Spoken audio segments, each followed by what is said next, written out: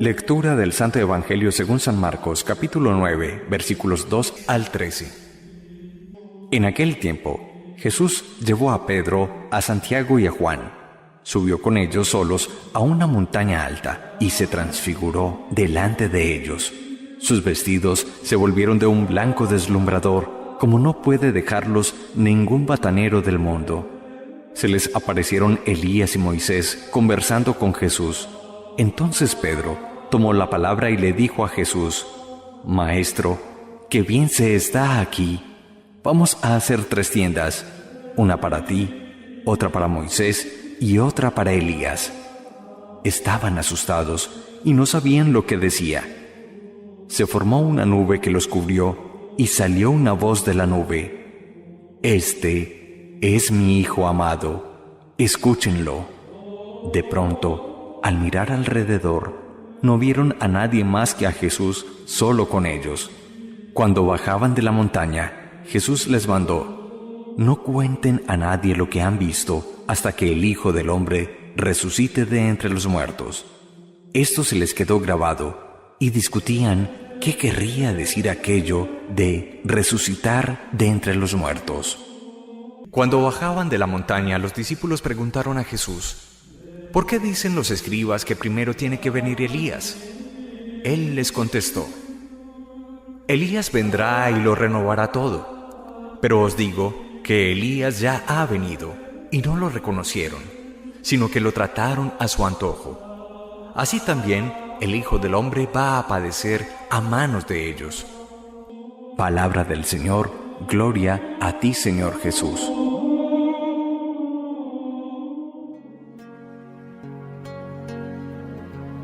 La transfiguración de Jesucristo en el monte Tabor, al norte del actual Israel, frente a sus 3 discípulos más cercanos, Pedro, Santiago y Juan.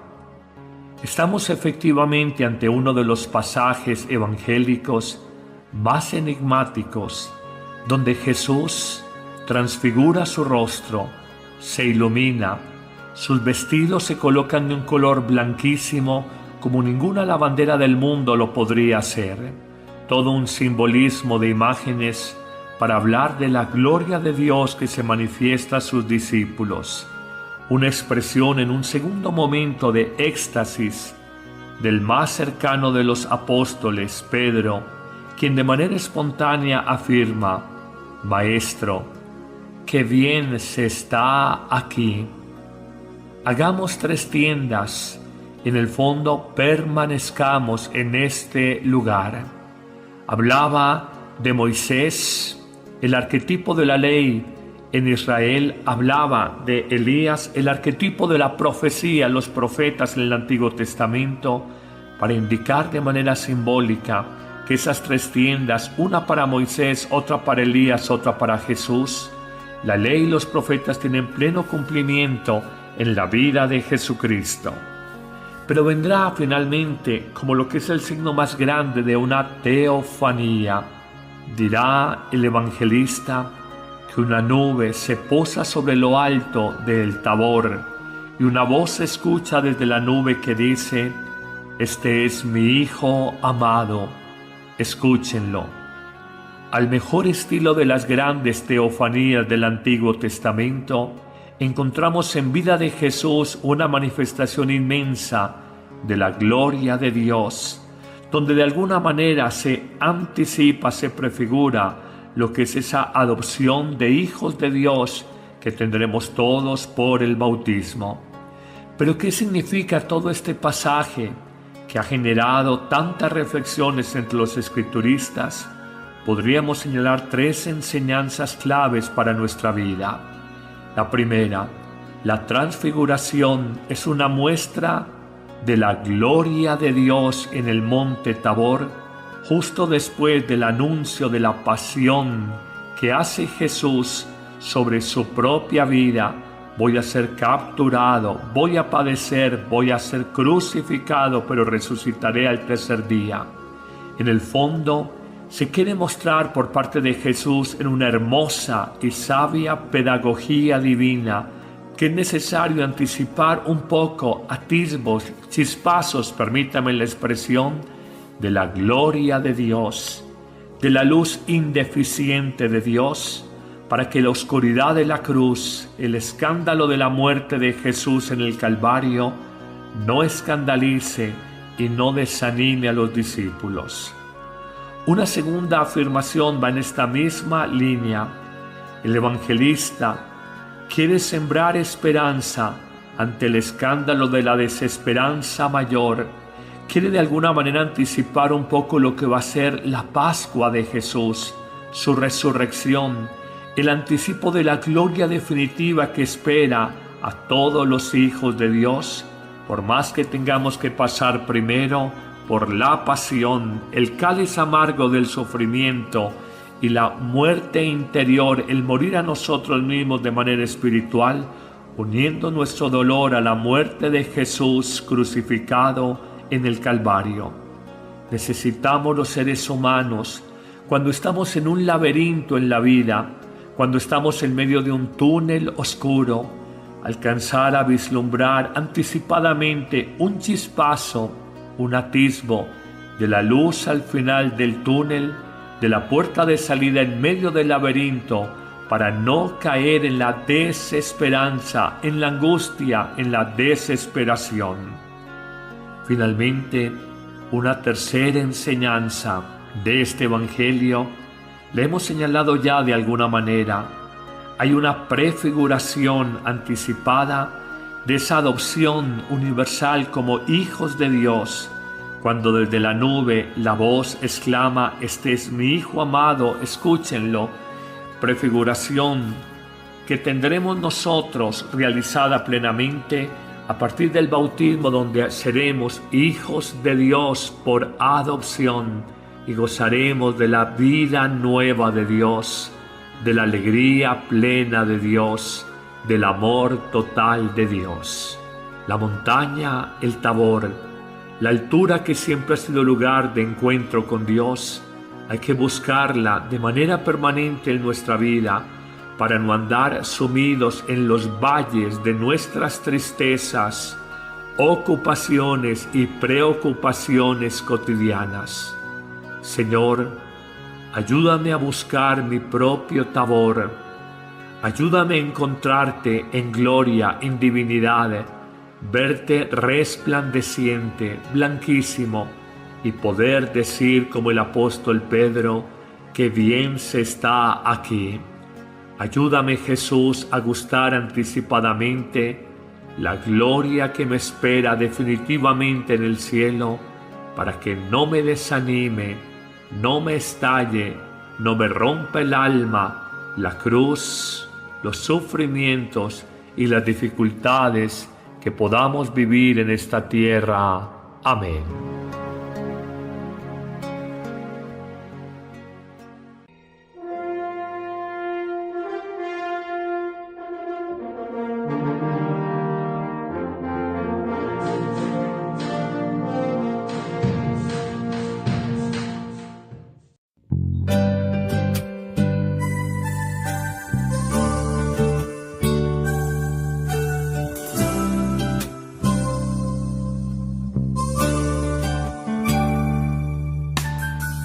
Señor, sé que estás verdaderamente presente en el Santísimo Sacramento de la Eucaristía. Gracias por quedarte en un pedazo de pan y por darnos siempre tu misericordia. Señor, tú me enseñas a vivir, con tu poder sentir lo grande de tu amor. Estás en mi corazón, eres tan grande, mi Dios, me siento tan feliz. Tu misericordia me acompaña, me da fuerzas, me da vida, porque es tan grande lo que siento en mi corazón. Es tu amor inmenso, tu misericordia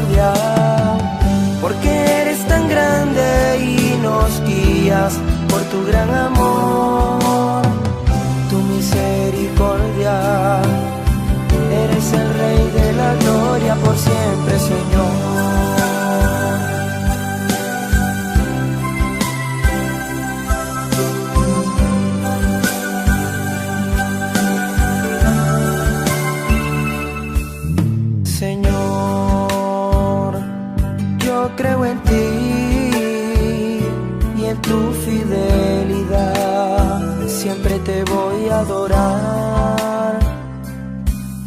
Jesús, confío en ti, en el amor que nos das.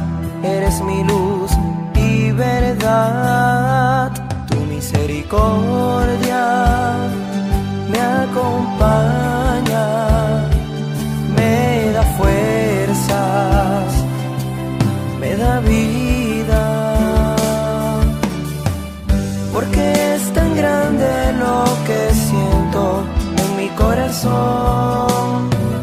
Es tu amor inmenso, tu misericordia, porque eres tan grande y nos guías por tu gran amor. Tu misericordia, eres el Rey de la gloria, confío en ti.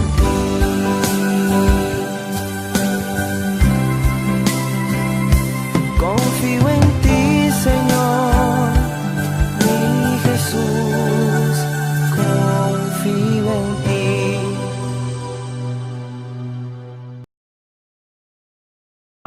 Voy a ser capturado, voy a padecer, voy a ser crucificado, pero resucitaré al tercer día. En el fondo, se quiere mostrar por parte de Jesús en una hermosa y sabia pedagogía divina que es necesario anticipar un poco, atisbos, chispazos, permítame la expresión, de la gloria de Dios, de la luz indeficiente de Dios, para que la oscuridad de la cruz, el escándalo de la muerte de Jesús en el Calvario, no escandalice y no desanime a los discípulos. Una segunda afirmación va en esta misma línea. El evangelista quiere sembrar esperanza ante el escándalo de la desesperanza mayor.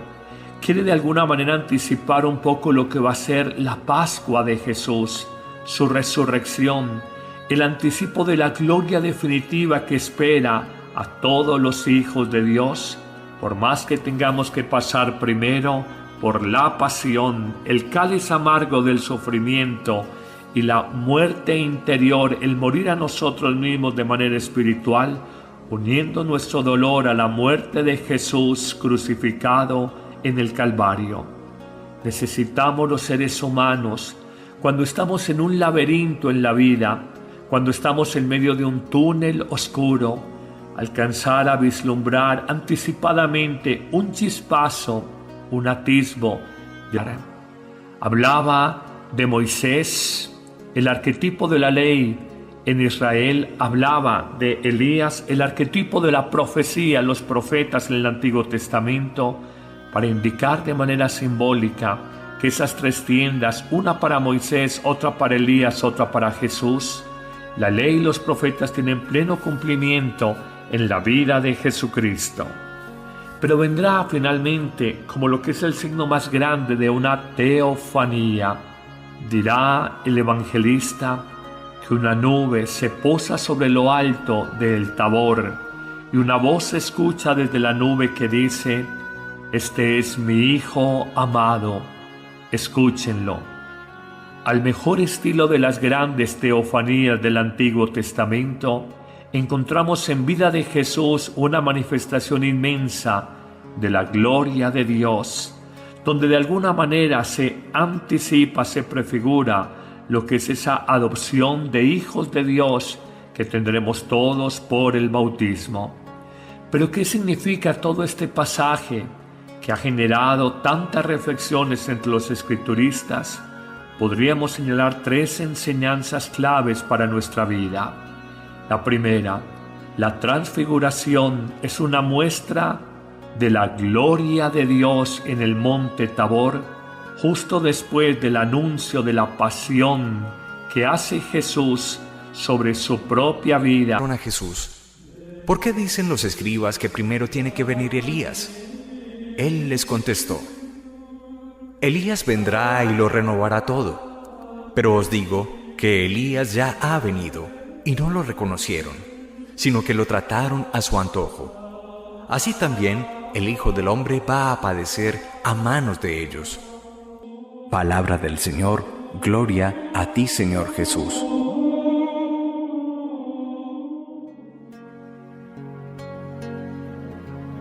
La transfiguración de Jesucristo en el monte Tabor, al norte del actual Israel, frente a sus 3 discípulos más cercanos, Pedro, Santiago y Juan. Estamos efectivamente ante uno de los pasajes evangélicos más enigmáticos, donde Jesús transfigura su rostro, se ilumina, sus vestidos se colocan de un color blanquísimo como ninguna lavandera del mundo lo podría hacer.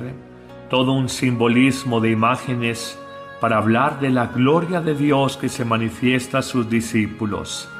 Una expresión en un segundo momento de éxtasis del más cercano de los apóstoles, Pedro, quien de manera espontánea afirma: Maestro, qué bien se está aquí. Hagamos 3 tiendas, en el fondo permanezcamos en este lugar.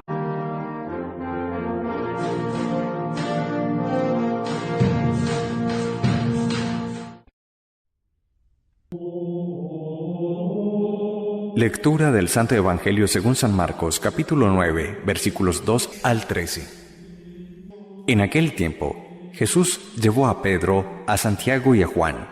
Subió con ellos solos a una montaña alta y se transfiguró delante de ellos. Sus vestidos se volvieron de un blanco deslumbrador, como no puede dejarlos ningún batanero del mundo. Se les aparecieron Elías y Moisés conversando con Jesús. Entonces Pedro tomó la palabra y le dijo a Jesús: Maestro, qué bien se está aquí. Vamos a hacer 3 tiendas, una para ti, otra para Moisés y otra para Elías. Estaban asustados y no sabían lo que decía. Se formó una nube que los cubrió y salió una voz de la nube: Este es mi Hijo amado, escúchenlo. De pronto, al mirar alrededor, no vieron a nadie más que a Jesús solo con ellos.